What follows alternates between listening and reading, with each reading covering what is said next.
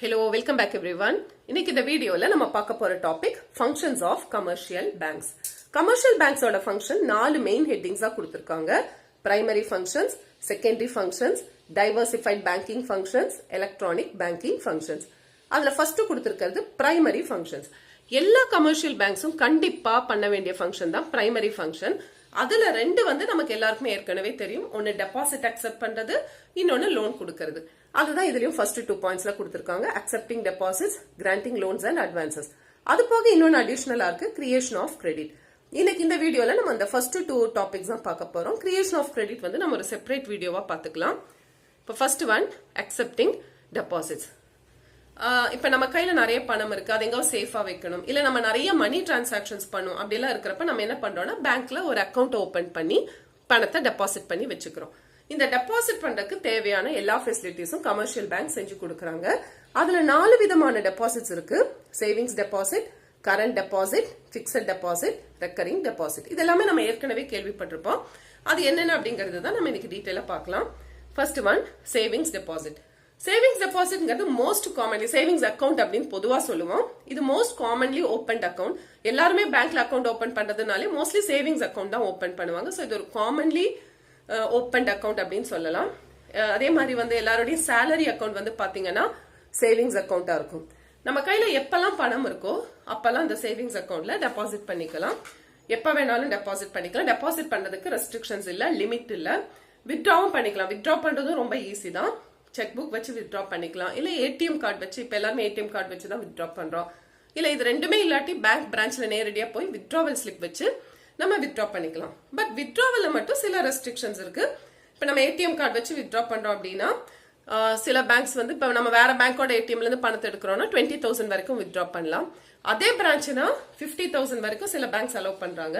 அது மாதிரி சம்டைம்ஸ் சில ஸ்பெஷல் கார்ட்ஸ், பிரீமியம் கார்ட்ஸ் எல்லாம் இருக்கு அப்படின்னா 50,000 to 1 lakh வரைக்குமே வித்ட்ரா பண்றதுக்கு அலோவ் பண்றாங்க. செக் புக் வச்செல்லாம் வித்ட்ரா பண்றோம்னா 2 lakhs வரைக்கும் வித்ட்ரா பண்ணலாம். நம்ம ஒரு ஹியூஜ் அமௌண்ட் வித்ட்ரா பண்ணோம் அப்படின்னா முன்னாடியே பேங்க் கிட்ட இன்ஃபார்ம் பண்ணும். அது மாதிரி பேன் கார்டு, அந்த மாதிரி சில ஃபார்மாலிட்டிஸ் எல்லாம் கேட்பாங்க.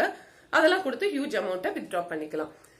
இதுல பாத்தீங்கன்னா நம்ம எவ்வளவு பேலன்ஸ் நம்ம அக்கௌண்ட்ல இருக்கோ அதை பேஸ் பண்ணி நமக்கு இன்ட்ரெஸ்ட் கொடுப்பாங்க. எவ்வளவு பேலன்ஸ் எவ்வளவு பீரியடுக்கு நம்ம வச்சிருக்கோம் அப்படிங்கறத பேஸ் பண்ணி நமக்கு ஒரு இன்ட்ரெஸ்ட் கொடுப்பாங்க. அந்த இன்ட்ரெஸ்ட் பாத்தீங்கன்னா பிக்ஸட் டெபாசிட், ரெக்கரிங் டெபாசிட்டை விட இன்ட்ரெஸ்ட் ரேட் கொஞ்சம் குறைவா தான் இருக்கும். இருந்தாலும் நம்ம பணத்துக்கு ஏதோ ஒரு ரிட்டர்ன்ஸ் நமக்கு கிடைக்கும். அதே மாதிரி சேவிங்ஸ் அக்கௌண்ட்ல கண்டிப்பா மினிமம் பேலன்ஸ் ஒன்னு மெயின்டைன் பண்ணணும். ஒவ்வொரு பேங்க்ஸும் ஒவ்வொரு மினிமம் பேலன்ஸ் வச்சிருப்பாங்க. சில பேங்க்ஸ் 5,000, சில பேங்க்ஸ் 2,000, அந்த மாதிரி மினிமம் பேலன்ஸ் வச்சிருப்பாங்க. அந்த அமௌண்ட் நம்ம அக்கௌண்ட்ல நம்ம எப்பவுமே மெயின்டைன் பண்ணும். அந்த மினிமம் பேலன்ஸ் நம்ம மெயின்டைன் பண்ணாட்டி அதுக்கு ஒரு பெனால்டி சார்ஜ் வரும். சிலதெல்லாம் ஜீரோ பேலன்ஸ் அக்கௌண்ட் கூட இருக்கு. இப்ப நான் சொன்னேன் இல்லையா சேலரி அக்கௌண்ட், அதெல்லாம் ஜீரோ பேலன்ஸ் அக்கௌண்ட். சோ இதெல்லாம் தான் savings deposit. Next one current deposits. Current deposit அப்படிங்கிறது மோஸ்ட்லி பிசினஸ் பீப்புள் தான் இந்த மாதிரி கரண்ட் அக்கௌண்ட் ஓபன் பண்ணுவாங்க. இதுல எப்ப வேணாலும் பணத்தை போட்டுக்கலாம், எப்ப வேணாலும் பணத்தை எடுத்துக்கலாம். இப்ப சேவிங்ஸ் அக்கௌண்ட்ல சொன்ன மாதிரி கரண்ட் அக்கௌண்ட்ல ரெஸ்ட்ரிக்ஷன்ஸ் இல்ல. ஒரு நாளைக்கு இவ்வளவு பணம் தான் வித்ட்ரா பண்ண, அந்த மாதிரி ரெஸ்ட்ரிக்ஷன்ஸ் இல்ல. எவ்வளவு வேணா அன்லிமிட்டட் டிரான்சாக்ஷன்ஸ் எவ்வளவு வேணா போட்டுக்கலாம், எவ்வளவு வேணா வித்ட்ராவும் பண்ணிக்கலாம். அதுதான் கரண்ட் அக்கௌண்டோட ஒரு பெரிய அட்வான்டேஜ். இன்னொன்னு என்னன்னா இதுல நம்ம அக்கௌண்ட்ல கரண்ட் அக்கௌண்ட்லயும் மினிமம் பேலன்ஸ் மெயின்டைன் பண்ணும். ஆனா கரண்ட் அக்கௌண்ட்ல ஒரு ஃபெசிலிட்டி என்னன்னு பாத்தீங்கன்னா நம்ம அக்கௌண்ட்ல எவ்வளவு பணம் இருக்கோ அதை விட அதிகமான பணத்தை நம்ம வித்ட்ரா பண்ணிக்கலாம். அதுதான் இது ஒரு பெரிய அட்வான்டேஜ். இப்ப ஃபார் எக்ஸாம்பிள் அவங்க முன்னாடியே ஒரு லிமிட் கொடுத்துருவாங்க பேங்கர், 2 lakhs வரைக்கும். அது ஓவர் டிராஃப்ட் அப்படின்னு சொல்றோம். 2 lakh வரைக்கும் ஓவர் டிராஃப்ட் ஃபெசிலிட்டி கொடுத்துருக்காங்க அப்படின்னா நம்ம அக்கௌண்ட்ல 1 lakh இருந்தாலுமே நம்ம எவ்வளவு அமௌண்ட் வித்ட்ரா பண்ணிக்கலாம்னா 2 lakhs வரைக்கும் நம்ம அக்கௌண்ட்ல இருந்து வெளியில எடுத்துக்கலாம். நம்ம எவ்வளவு அமௌண்ட் எக்ஸ்ட்ரா எடுக்கிறோமோ 1 lakh தான் என்னோட அக்கௌண்ட்ல இருக்கு, ஆனா நான் 1,50,000 எடுத்திருக்கேன். ஏன்னா பேங்கர் எனக்கு கொடுத்துருக்கிற ஓவர் டிராஃப்ட் ஃபெசிலிட்டி 2 lakh வரைக்கும் எடுத்துக்கலாம்னு கொடுத்துருக்காங்க. அப்ப நான் 1 lakh தான் என்னோட அக்கௌண்ட்ல இருக்கு, பட் நான் 50,000 எக்ஸ்ட்ரா எடுத்திருக்கேன்னா அந்த 50,000க்கு மட்டும் நான் இன்ட்ரெஸ்ட் கட்டணும். இதுதான் கரண்ட் அக்கௌண்ட். சோ கரண்ட் அக்கௌண்ட்ங்கிறது அன்லிமிட்டட் நம்பர் ஆஃப் டிரான்சாக்ஷன்ஸ். இதுல இன்ட்ரெஸ்ட் கிடையாது. இப்ப சேவிங்ஸ் டெபாசிட்ல இன்ட்ரெஸ்ட் கொடுப்பாங்கன்னு சொன்னேன். இதுல நம்ம அக்கௌண்ட்ல வச்சிருக்கிற பேலன்ஸுக்கு எந்த இன்ட்ரெஸ்டும் பேங்கர் நமக்கு கொடுக்க மாட்டாங்க. பட் நம்ம அக்கௌண்ட்ல இருக்கிற பணத்தை விட அதிகமான பணத்தை நம்ம வித்ட்ரா பண்ணிக்கலாம். அது இதோட ஒரு facility. Next one fixed deposit. Fixed deposit அப்படின்னா ஒரு லம்சம் அமௌண்ட் நம்ம ஒட்டுக்கா பேங்க்ல கொண்டு போய் டெபாசிட் பண்ணோம், ஒரு ஹியூஜ் அமௌண்ட். நம்ம வந்து ஒட்டுக்கா பேங்க்ல ஒரு ஃபிக்ஸட் அமௌண்ட் அப்படின்னு சொல்ல ஹியூஜ் அமௌண்டா இருக்கணும்னு கூட இல்ல, ஒரு ஃபிக்ஸட் அமௌண்ட் ஃபிக்ஸட் பீரியடுக்கு நம்ம பேங்க்ல டெபாசிட் பண்றோம். அது 6 months இருக்கலாம், 1 year இருக்கலாம், இல்ல 2 years, இல்ல 5 years or 10 years or more. ஒரு ஃபிக்ஸட் பீரியடுக்கு நம்ம டெபாசிட் பண்ணுவோம். அந்த ஃபிக்ஸட் பீரியட் முடியறப்போ 10 years வைங்க, 10 years முடியறப்போ நம்ம போட்ட பிரின்சிபல் எவ்வளவோ அது பிளஸ் அது கூட 10 வருஷத்தோட இன்ட்ரெஸ்ட் எவ்வளவோ இதெல்லாம் சேர்த்து ஒட்டுக்கா ஒரு ஹியூஜ் அமௌண்ட் நம்ம கைக்கு வரும். அதுதான் ஃபிக்ஸட் டெபாசிட். ஒட்டுக்கா இன்ட்ரெஸ்ட் வந்து நம்ம அந்த 10 years முடிச்சு வாங்கிக்கலாம், இல்ல 5 years எவ்வளவு பீரியட் அது முடிச்சு வாங்கிக்கலாம். இல்ல எனக்கு வேண்டாம், எனக்கு மந்த்லி இன்ட்ரெஸ்ட் கொடுங்க, பிரின்சிபல் அப்படியே இருக்கட்டும், நான் லாஸ்ட்ல பிரின்சிபல் எடுத்துக்கிறேன், இன்ட்ரெஸ்ட் எனக்கு மந்த்லி வேணும் அப்படின்னா அப்படியும் பண்ணிக்கலாம். அப்படி இருக்கப்போ நமக்கு மந்த்லி இன்ட்ரெஸ்ட் வந்துடும். ஃபிக்ஸட் பீரியட் முடியறப்போ நம்ம எவ்வளவு பணம் போட்டோமோ அதை அப்படியே திருப்பி கொடுத்துருவாங்க. இது வந்து ஃபிக்ஸட் டெபாசிட். இது ஒரு சேஃபஸ்ட் இன்வெஸ்ட்மெண்டா நிறைய பேர் பாக்குறாங்க. நிறைய பேர் இனிமே அவங்க கையில பணம் நிறைய வரப்ப என்ன பண்ணிடுறாங்கன்னா ஃபிக்ஸட் டெபாசிட் பண்ணி வச்சிடறாங்க பேங்க்ல. இதுக்கு வந்து ஒரு ரெசிப்ட் கொடுப்பாங்க, ஃபிக்ஸட் டெபாசிட் ரெசிப்ட், FDR அப்படின்னு சொல்லுவோம். அந்த ஃபிக்ஸட் டெபாசிட் ரெசிப்ட் வச்சு நம்ம லோன் எடுத்துக்கலாம். அதே மாதிரி இதுல வந்து இன்ட்ரெஸ்ட் ரேட் இந்த 4 டெபாசிட்லயுமே வச்சு எதுல இன்ட்ரெஸ்ட் ரேட் அதிகம்னு வந்து பாத்தீங்கன்னா ஃபிக்ஸட் டெபாசிட்ல தான் அதிகமான இன்ட்ரெஸ்ட் ரேட் இருக்கு. அதுலயும் வந்து சீனியர் சிட்டிசன்ஸுக்கு அதிகமான இன்ட்ரெஸ்ட், விமென்க்கு அதிகமான இன்ட்ரெஸ்ட், அந்த மாதிரி ஒவ்வொரு பேங்க்ஸ் ஒவ்வொரு ஆஃபரோட வருவாங்க. ஸோ அதான் ஃபிக்ஸட் டெபாசிட். நெக்ஸ்ட் ஒன் வந்து ரெக்கரிங் டெபாசிட். ரெக்கரிங் டெபாசிட் அப்படின்னா மந்த்லி ஒரு அமௌண்ட் நம்ம பேங்க்ல டெபாசிட் பண்ணுவோம். ஃபார் எக்ஸாம்பிள் இப்போ ஒரு 10,000க்கு ஒரு ரெக்கரிங் டெபாசிட் எடுக்கிறீங்கன்னா மந்த்லி நீங்க 10,000 டெபாசிட் பண்ணுவீங்க 1 yearக்குன்னு வைங்க. அப்ப 1 yearக்கு நீங்க 10,000 மாசம் பேங்க்ல அக்கௌண்ட் ஓபன் பண்ணி போடுவீங்க. அப்ப 1 year முடியறப்போ 10,000ங்கிறது 1 year முடியறப்போ மந்த்லி 10,000 போட்டா 1 year முடியறப்போ அது 1,20,000 ஆயிருக்கும். அந்த 1,20,000 கூட இதுல இன்ட்ரெஸ்டும் கொடுப்பாங்க. சோ அந்த இன்ட்ரெஸ்டும் சேர்த்து உங்களுக்கு ஒரு அமௌண்ட் கையில வரும். அதுதான் ரெக்கரிங் டெபாசிட். ரெக்கரிங் டெபாசிட் வந்து சேவிங்ஸ் டெபாசிட்டை விட இதுல இன்ட்ரெஸ்ட் அதிகம், பட் பிக்ஸட் டெபாசிட்டை விட இன்ட்ரெஸ்ட் வந்து கம்மி. இருந்தாலுமே நிறைய பேர் பேங்க்ல ரெக்கரிங் டெபாசிட் ஓபன் பண்ணுவாங்க. நமக்கு ஒரு சேமிப்பு பழக்கம் சேர்த்து வச்சு ஒரு பெரிய அமௌண்ட் நம்ம கையில வரும். சோ அதான் ரெக்கரிங் டெபாசிட். இப்போ பிக்ஸட் டெபாசிட்ல நான் சொல்ல மறந்துட்டேன். இப்போ நீங்க 5 yearsக்கு பிக்ஸட் டெபாசிட் எடுக்கிறீங்கன்னா 5 yearsக்கு நடுவுல நீங்க பணத்தை வித்ட்ரா பண்ண முடியாது. ஒருவேளை ரொம்ப தேவைப்பட்டதுன்னா நீங்க வித்ட்ரா பண்ணிக்கலாம். ஆனா அப்படி வித்ட்ரா பண்றப்ப உங்களுக்கு சில சார்ஜஸ் வரும். அது மாதிரி இன்ட்ரெஸ்ட் எல்லாம் பிடிச்சுதான் கொடுப்பாங்க. அதே மாதிரிதான் ரெக்கரிங் டெபாசிட்லயும் நீங்க 1 yearக்கு ஆல்ரெடி சேர்ந்திருக்கீங்கன்னா நடுவுல பணத்தை வித்ட்ரா பண்ண முடியாது. சோ இதெல்லாம் தான் different types of deposits. Next நம்ம பார்க்க போறது granting loans and advances. Short பீரியடுக்கு அமௌண்ட் கொடுத்தா அதை வந்து நம்ம என்னன்னு சொல்றோம்னா அட்வான்ஸ். பேங்க் வந்து ஷார்ட் பீரியடுக்கு கடன் கொடுத்தா அதை அட்வான்ஸ் அப்படிங்கிறோம். மீடியம் டேர்ம் லாங் டேர்ம் எல்லாம் கொடுத்தா அதை வந்து லோன்ஸ் அப்படிங்கிறோம். இப்ப அட்வான்சஸ் வந்து பாருங்க என்னென்ன விதமான அட்வான்சஸ் இருக்கு. Overdraft, cash credit, discounting of bills. Overdraft அப்படின்னா இப்பதான் நான் சொன்னேன், கரண்ட் அக்கௌண்ட் வச்சிருக்கிறவங்களுக்கு, பிசினஸ் பீப்புள் தான் கரண்ட் அக்கௌண்ட் ஓபன் பண்ணுவாங்க. அந்த கரண்ட் அக்கௌண்ட் வச்சிருக்கிறவங்களுக்கு ஓவர் டிராஃப்ட் ஃபெசிலிட்டி கொடுப்பாங்க. ஓவர் டிராஃப்ட் ஒரு எக்ஸாம்பிள் சொல்லணும்னா பேங்கர் வந்து 5 lakhs ஓவர் டிராஃப்ட் ஃபெசிலிட்டி கொடுக்கறாங்க அப்படின்னா என்னுடைய கரண்ட் அக்கௌண்ட்ல நான் எவ்வளவு பணம் கம்மியா வச்சிருந்தாலும் நான் எவ்வளவு பணம் வரைக்கும் வெளியில எடுக்கலாம்னா 5 lakhs வரைக்கும் நான் வெளியில எடுக்கலாம். 5 lakhs வரைக்கும் நான் டிரான்சாக்ஷன்ஸுக்கு யூஸ் பண்ணிக்கலாம். ஆனா நான் எவ்வளவு அமௌண்ட் எடுக்கிறேனோ எக்ஸ்ட்ராவா அந்த அமௌண்ட்டுக்கு நான் வந்து இன்ட்ரெஸ்ட் கட்டி ஆகணும். இப்ப பேங்கர் வந்து எனக்கு 5 lakhs ஓவர் டிராஃப்ட் லிமிட் கொடுத்திருக்காங்க. நான் வந்து 3 lakhs எக்ஸ்ட்ரா எடுத்திருக்கேன், என்னோட அக்கௌண்ட்ல இருக்கிறத விட 3 lakhs எக்ஸ்ட்ரா எடுத்திருக்கேன்னா அந்த 3 lakhsக்கு நான் வந்து இன்ட்ரெஸ்ட் கட்டி ஆகணும். அதுதான் over draft. So it's a short term credit facility mainly for businessmen.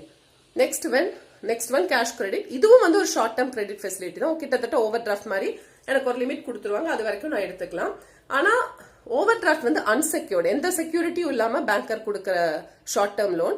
Cash credit அப்படிங்கிறது செக்யூரிட்டியோட கொடுக்கறது. அதாவது என்னுடைய பிசினஸ்ல இருக்கிற ரா மெட்டீரியல்ஸ், ஸ்டாக் இல்ல வேற ஏதாவது டான்ஜிபிள் அசெட்ஸை செக்யூரிட்டியா கொடுத்து அதுக்கு பதிலா பேங்க் கொடுக்கிற அட்வான்ஸ் தான் கடன் தான் கேஷ் கிரெடிட். இதுவும் வந்து for business people. Next one discounting of bills. Discounting of bills, பில்னா இது நான் ஏற்கனவே உங்களுக்கு வீடியோ போட்டிருக்கேன், அதோட லிங்க் வேணா இதோட டிஸ்கிரிப்ஷன் பார்ட்ல போடுறேன் உங்களுக்கு ரெஃபர் பண்றதுக்காக. இப்ப பில் அப்படின்னா கிரெடிட் சேல்ஸ் பண்றப்போ அந்த பையர் பேர்ல ஒரு பில் டிராப் பண்ணுவோம். இப்போ ஒரு 1 lakhக்கு நான் கிரெடிட் சேல்ஸ் பண்ணிருக்கேன்னு வைங்க. 3 months டைம் கொடுத்து பில் டிராப் பண்றேன். அப்ப அந்த 1 lakh எனக்கு எப்ப கிடைக்கும்? 3 months முடிச்சுதான் என் கைக்கு அந்த 1 lakh வரும். அது வரைக்கும் என்னால வெயிட் பண்ண முடியாதுன்னா நான் என்ன பண்ணலாம்னா அந்த பில்லை கொண்டு போய் என்னோட பேங்க்ல கொடுத்து டிஸ்கவுண்ட் பண்ணிக்கலாம். பேங்க் வந்து அந்த 1 lakh rupees-ஓட பில் வாங்கி எனக்கு அந்த அமௌண்ட்டை கொடுத்துருவாங்க. 1 lakh ஃபுல்லா தர மாட்டாங்க. இன்ட்ரெஸ்ட் அவங்களுடைய சார்ஜஸ் எல்லாம் பிடிச்சிட்டு மேபி ஒரு 80,000 85,000 or 95 அப்படி வந்து தரலாம். ஸோ எனக்கு என்னோட அமௌண்ட் இமீடியட்டா கிடைச்சிருச்சு. பேங்கர் என்ன பண்ணுவாங்கன்னா டியூ டேட் 3 months முடியறப்போ அந்த பில் அமௌண்ட்டை அந்த பையர் கிட்ட இருந்து வாங்கிடுவாங்க. அதுதான் discounting of bills. Banks purchase the bill of exchange and the amount is provided.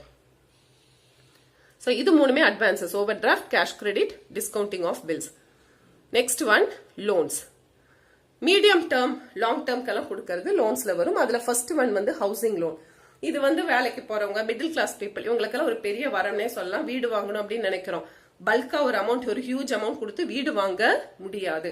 So அதுக்கு வந்து பேங்கர்ஸ் வந்து ஹவுசிங் லோன் கொடுக்குறாங்க. அந்த வீட்டுக்குரிய அமௌண்ட் எவ்வளவு ஒரு மார்ஜின் வச்சுதான் கொடுப்பாங்க. இப்போ ஃபார் எக்ஸாம்பிள் நம்ம ஒரு 50 lakhs-க்கு வீடு வாங்குறோம்னா 50 lakhs ஃபுல்லா கொடுக்க மாட்டாங்க.